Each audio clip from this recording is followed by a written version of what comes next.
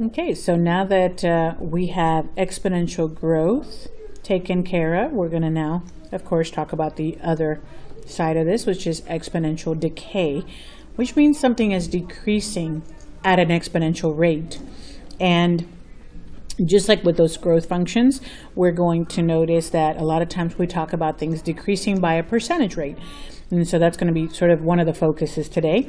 We're going to look at the exponential decay function, which helps us set up exponential function based on a percent decrease, right? So something is, the population is decreasing, 7% every year, that kind of thing. So we're going to look at the characteristics for this and compare how they differ from exponential growth to exponential decay. And we're going to look at some commonly found exponential decay formulas. So this right here should say decay. Okay, so first of all, let's just talk about the details here. So when your function looks like this, and a is still strictly a positive number, and b is a number between 0 and 1, so some decimal that is less than 1 essentially, then you know that you have an exponential decay function. So write that down.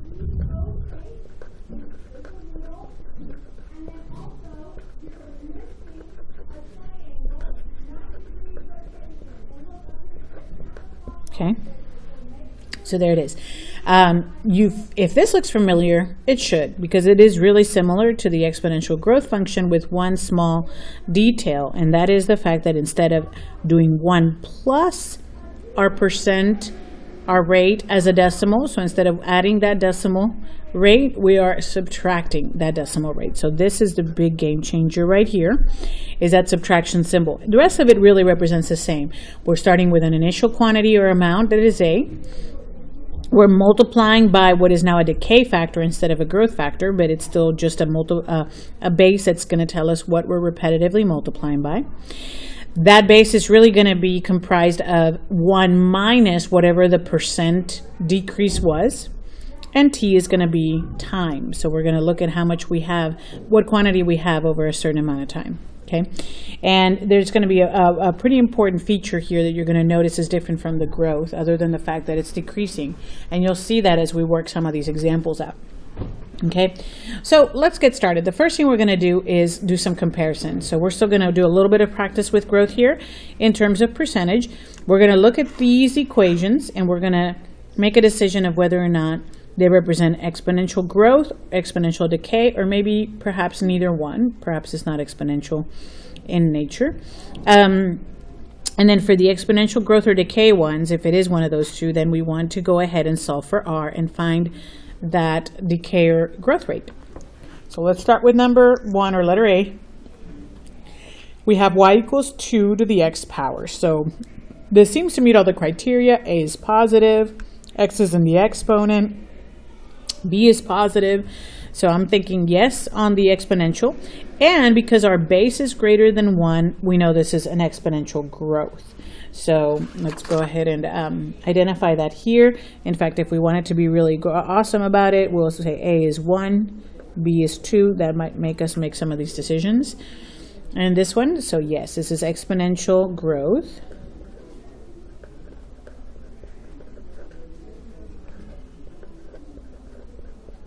There it is, okay?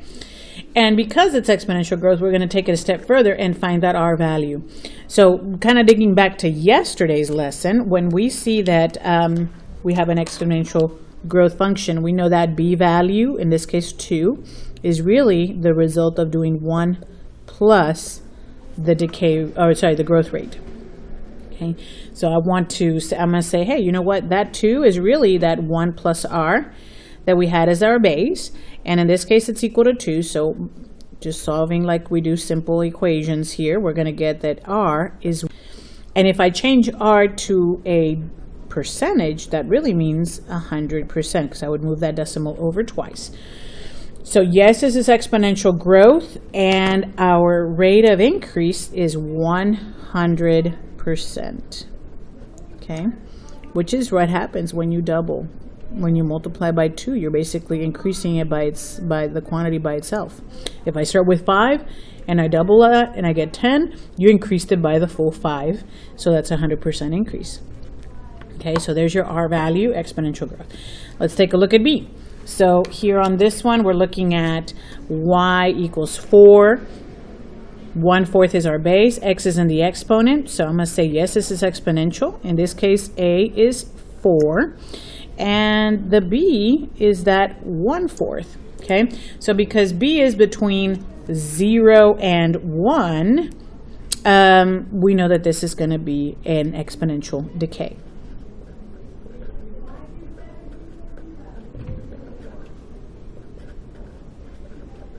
Like that. Okay, and we can take it a step further and find that R value. Because it's a decay, I know that that B value of 1/4 is really the result of doing 1 minus R. So that's what we're setting up there. 1 minus R here is going to be equal to 1/4, which is B. And then we're going to solve for 1. So first let's subtract that 1. We subtract 1. I get negative R is equal to 1/4 minus 1, which is negative 3/4.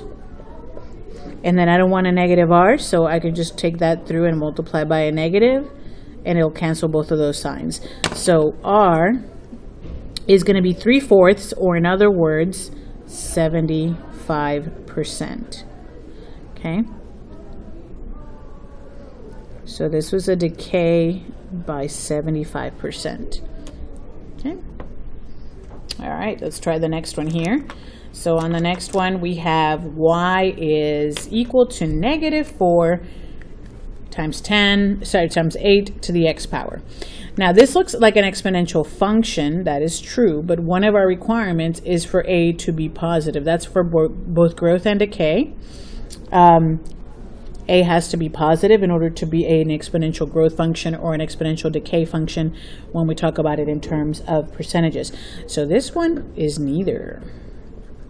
It's not an exponential growth or decay function because A is negative. And therefore, we don't have to worry about solving for R or any of that. Okay? All right, moving on. Let's try this next one, though. Y equals 2 times 11/8 to the x power. A is positive. B is positive, and it looks like it's greater than 1, and x is in your exponent, so I'm going to say that this definitely is an exponential growth. So exponential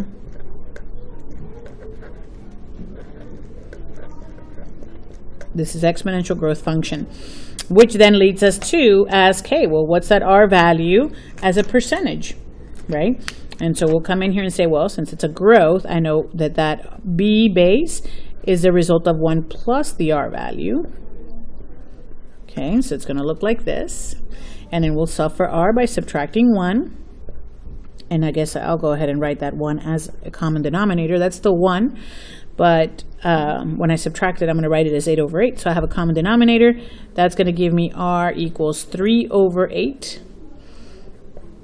And, you know, if you want to, you can reach for the calculator, although you probably know what that is. I think that's 0.375, I think. But if we do 3/8, yeah, it's 0.375. And we will want to do that as a percentage. So that goes to 37.5%.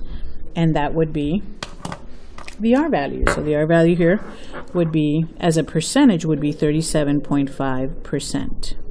Okay, and that would be exponential growth. I would say pause here and then try these next 4, and then you can unpause the video and check to see how you did. And so if you check here, I'm going to jump to F and G. Hopefully you saw those right away and you knew that those were going to be neither, right? So this one doesn't even have X in the exponent, so it's not even exponential in any way. And this one has a negative B value, also not exponential in any way. So those guys, we don't, you know, they're not part of this function family. We don't even have to worry about them. Okay. Now E is exponential decay. So hopefully that's what you got. If you see this, you got a positive A value, you have a B value between 0 and 1, X is in the power. This is exponential decay. Now, when you go to find R, right?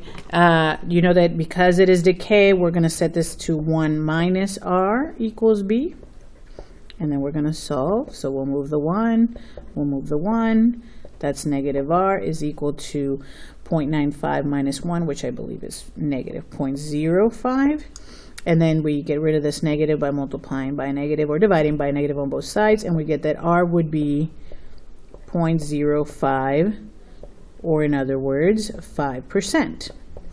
Okay, so this is exponential decay, and r is a 5% decay.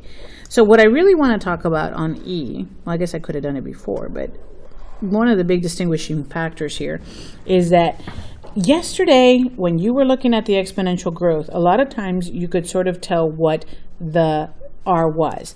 Like, just as a side note, you don't have to necessarily write this down, but if I had, you know, if yesterday we had an equation, y equals 5, and maybe this said like something like 0.06 to the t, that R value a lot of times was visible right in here.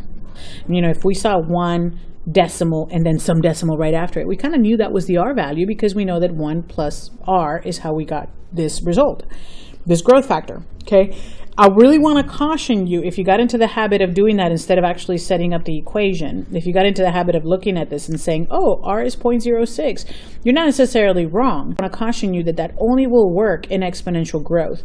So for example, on E, I really, really want to warn you that not to just look at this and look at this decimal and say, oh, R is 0.95. No, it is not. Okay. 0.95 or 95 hundredths is a result of 1 minus r. And as you can see, when you actually solve that properly, that means r is 0.05. In other words, you know, if I test this, it's 1 minus 0.05 that would have given us that decay factor. So the big catch here, or thing to be on the lookout for, is in decay functions, the R, right, the decay rate is not visible in the function. You don't see it here. You have to work backwards and find out what that R was, where in growth functions, a lot of times it was visible because it's 1 plus that decimal, okay? So here, just be really careful, because you know, every year I've got at least a couple people that see that and they're like, oh, this is a decay. They know it's exponential decay, and then they say R is 0.95 or 95% decay rate. That is not the case. This is a 5% decrease, okay? So that's the distinct. So that's the exponential decay is 5% is the R value. That's the rate that this is decreasing. And every time you decrease by 5%, you have 95% left. So if you want to think of it that way, that multiplier is basically saying, hey, you started with 3, and after whatever x is, after x equals 1, you're going to have 95% left of the original. Then in the next cycle, you're going to have 95% left of the original. But so you're decreasing by 5%, and you have 95% left after that. So you can think of it that way, but it's not your R value. So don't just look at that and just say, hey, R is this, because it isn't. That's what I wanted to emphasize. Okay, so if you got 5% here in decay rate, you are in good shape. Let's do this last one. We'll do this one together. I also think this one is an exponential decay problem. You have a positive a, you have a b value between 0 and 1, and x is in the exponent. So once again, this last one is exponential decay. And again, R is not just 0.82. It's going to be 1 minus R equals that. So we'll do 1 minus R is 0.82. We'll subtract 1. We'll get that negative R is the difference here, which is negative 0.18. And then we'll get rid of that negative. So basically R is 0.18, or in other words, 18%, right? So here the R value is 18%. That is our decay rate, is decreasing 18%, and each time you basically have 82% left after that. Okay, so if these look good, if you were in good shape here, then that's how you would tell from an equation if something is exponential decay, and generate what that R value or decay rate is from an equation. So let's now look at a table. Okay, so we're pretty much going to do what we've done for a couple of days. We're going to take this table, we're going to see, first of all, if it's exponential, and if so, we'll come up with the equation, and then we can see if it fits the criteria over here. So let's try number 2. On number 2, let's just first of all check this pattern. So it looks like we have a y-intercept at 20. And the main thing I want to do more than anything is decide if this is exponential. So I'll take the new divided by the previous. And I realize, okay, well, that's basically, in this case, they've multiplied by 1.5. Right? So from here to here, they multiplied by 1.5. So the million-dollar question is, does that pattern continue? So for this one, if I do 45 divided by 30, also multiplied by 1.5. Okay. If I do it again, 67.5 divided by 45, there it is. So I have a constant pattern here where we're multiplying by 1.5 every time, and therefore this is exponential. We would write the equation as y equals that y-intercept of 20, and then our multiplier is 1.5. And if it looks like this, and this is positive, and this is greater than 1, then we know that this is exponential growth. Okay.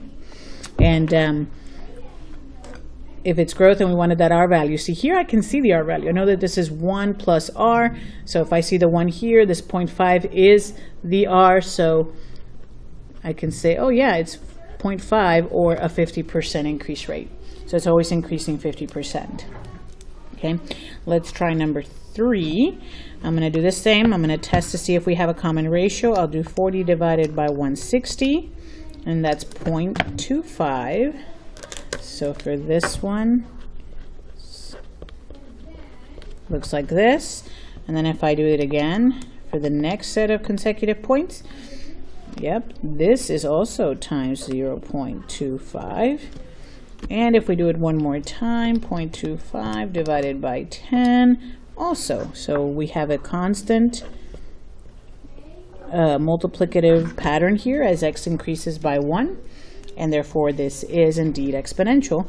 There's my y-intercept. So when I go to write this equation, it's going to be y equals that y-intercept times that multiplier. And because this is between 0 and 1, this is a decay rate, or exponential decay. And this is where I have to be careful. R is not 0.25. It's 1 minus R that equals that, right? So when I work that out, if I have 25% left, that looks like it's a decrease of 75% every time, but let's go ahead and do the math. So 1 minus R equaled that decimal. We subtract 1, we subtract 1, we get R equals, or negative R I should say, equals negative 0.75, and then we get rid of the negative. So sure enough, it is 0.75 or 75% decrease. Okay, let's try this one here. If we do 22 divided by 32, that is a lovely little decimal there of, let's see, where they multiplied here by 0.6875. Let's do it again here. 12 divided by 22. Oh, well, that is not the same thing, right? So then here they would have had to done this guy. Let's do the last one just for good measure. And that's definitely not the same either. So this is just not exponential, guys. So not exponential. So this is just an either. Okay. We don't have a constant multiplicative pattern there.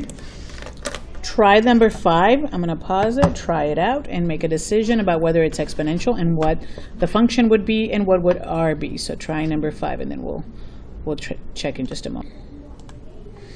Okay, and so if you got neither here, you're right. I'm going to be honest, we meant for that one to be exponential decay. That should have been a 4 right there. That's a typo. So, but because it's a 6, when you divide this last one, you get 0.6, and it is not a constant. So that's a good example of one that would not be. So I'm going to have to go here with neither and then go back and fix our notes.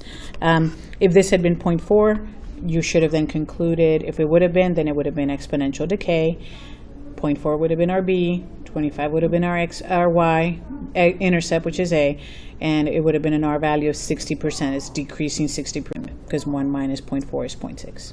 Okay, but no such luck. So this should be neither. All right, so hopefully y'all are feeling comfortable being able to identify when something is exponential, decay, and how to kind of compare and contrast it to the growth functions and the decay functions from equations and tables. So let's go ahead and turn that and actually put some context into this and do a couple word problems that follow this kind of pattern. Okay, so first of all, it says identify the decay factor in the following scenario. So factor means your multiplier, not your R value. Okay, then write an exponential decay function that represents the following scenario and define the variables and solve it. Okay, so let's start off with just setting up the problem itself and identifying that decay factor.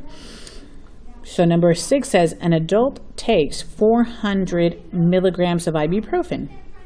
Each hour, the amount of ibuprofen in a person's system decreases by about 29%. They want to know how much ibuprofen is left after 6 hours.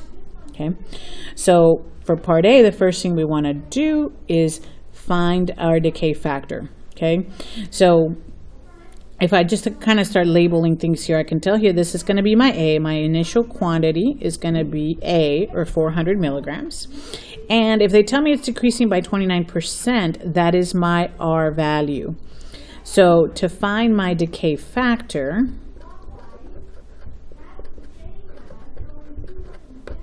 I am going to do 1 minus R, which for us means 1 minus that 29%, but written as a decimal. Okay, and when we do that, we get 0.71. So that is my decay factor. So that would be part 1 here. Okay, part 2 is then create the exponential decay function. Okay, so here comes the function. For the function, we're looking to fill in the blanks on something like this. Well, all we need is the initial quantity and the decay factor, which we already essentially did that math for. So this is going to come out to y equals the 400 milligrams that they took at the beginning and times our decay factor to the t power. Okay, and there's a function that models that situation. Okay, and then part C is then be able to solve this for how much is left after 6 hours. So let's evaluate this.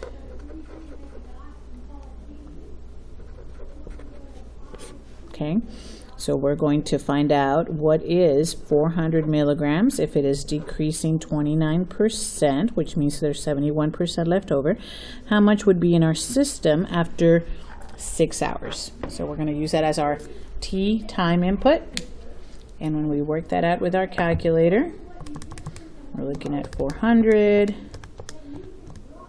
times 0.71 to the 6th power, and it is approximately 51.24 milligrams would be left in this body system after 6 hours of taking the medicine. Okay, so that would leave us about 51.24 milligrams left. Okay. There you go.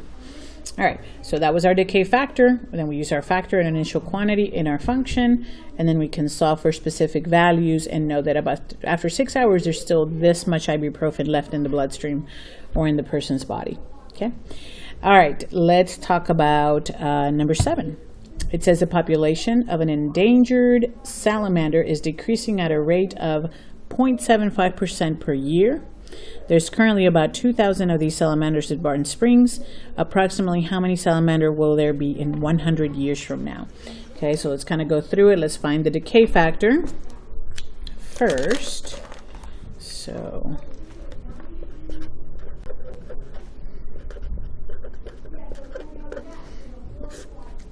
and that's 1 minus R, which in this case, it looks like that's our decimal there. So, I mean, our percent, but we have to change it to a decimal. It's going to be 1 minus point, and then it's going to be 0.075. Okay, so make sure you've moved that over. Even though it's a decimal, that still is a percent, so you still got to move it over twice.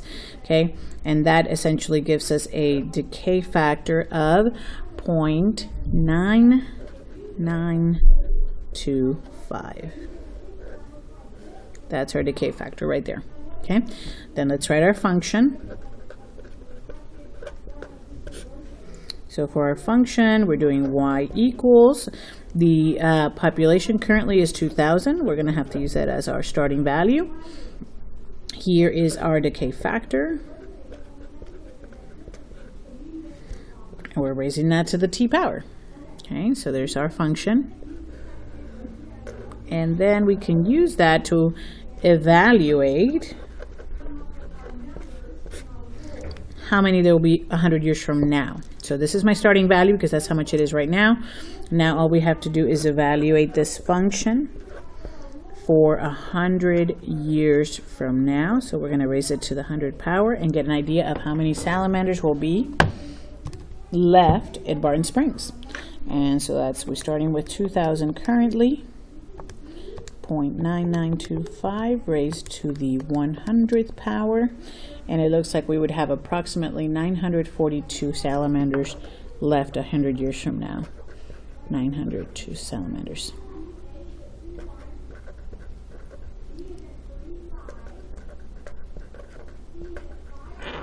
Okay, there you go. All right, so now that we have a good idea, hopefully, of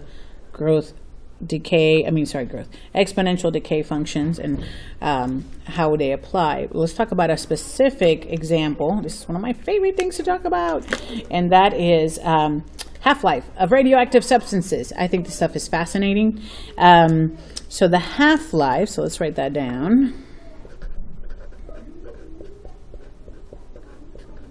So the half-life of a radioactive substance is the time that it takes for 1/2 of the substance to decay into another. This is how we measure how quickly radioactive substances decay. Okay, so for example, a radioactive substance like plutonium-239 that has a half-life of 24,110 years means that it takes that long for an original quantity to decay down to half that value. Okay. So the good news is that when it comes to half-lives, it's in the name. It's always a 50% decrease. That is how we measure the deterioration or decay of radioactive substances. This is how they do carbon dating. You'll see this a bunch in chemistry and a lot of your science classes. So it means if you have 100 pounds of that plutonium in 24,110 years, it'll have decomposed down to only 50 pounds. So that's the idea. And this stuff is fascinating because there is stuff that has a half-life of this long, which is nuts. And then there's other stuff that has a half-life of like 5 seconds that decays incredibly fast. So it's pretty interesting. So let's talk about how this exponential decay function works, because there's parts of it that are really easy and there's parts of it that are a little more complicated. Okay, so here's the good news. The good news is your output is still the initial quantity. So that coefficient out in front, they start calling it P sub O for some reason in some of the science classes, but it's just your initial quantity. It's like A. Okay, and then your base is always 0.5. So that part you never have to worry about figuring out. It's always half-life, 0.5. Okay, the part that gets a little bit more interesting is right here. It's your exponent.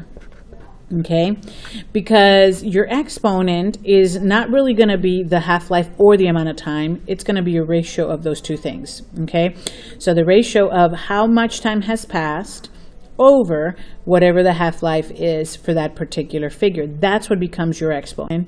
And so this is huge right here. It's really the only part you have to really be careful about. So let's try one so you can see what I mean and what that's talking about. So if you have bismuth 214 has a half-life of about 20 minutes. Okay, so there's our half-life right there. If you want to name that N, go for it.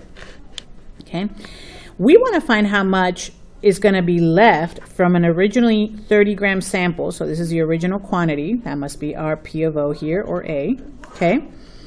And we want to know how much is going to be left after an hour. That's how much time has passed.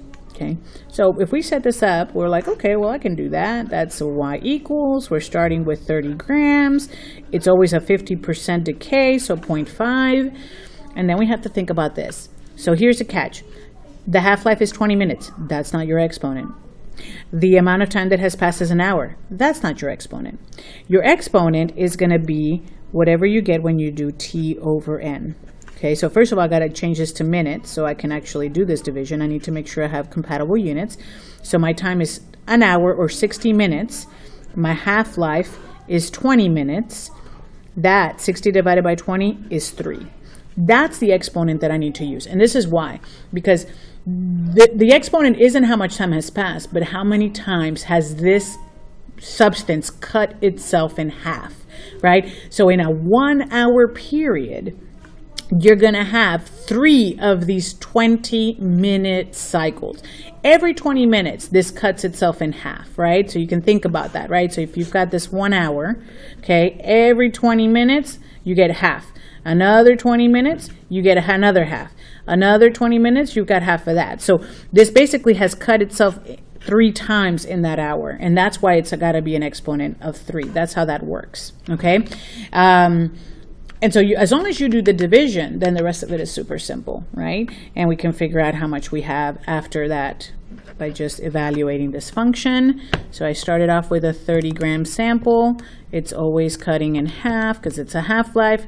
And basically in an hour's time, it will have gone through 3 half-life cycles, okay? And so that's how many grams would be left after an hour. I would only have 3.7, what was this in grams? Yep, grams left, okay? So we would have that much after an hour because in that hour, it basically divided itself by half, or divided by 2, 3 different times. It had 3 different cycles.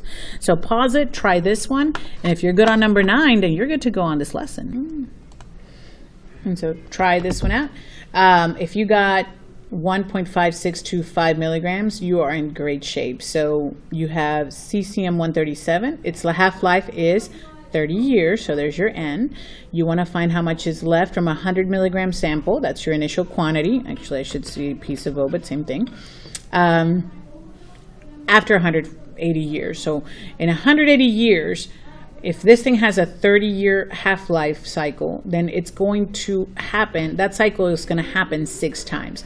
So in those 180 years, this thing is going to cut itself or decompose by 50% 6 times. So that becomes our exponent, and this would be how much you would have 180 years later. Like I said, this is how they do carbon dating on, you know, the really old stuff in fossils and such, you know, all of that good stuff. We can talk more about that in class. I think it's pretty interesting and fascinating. So hopefully you feel good about half-lives.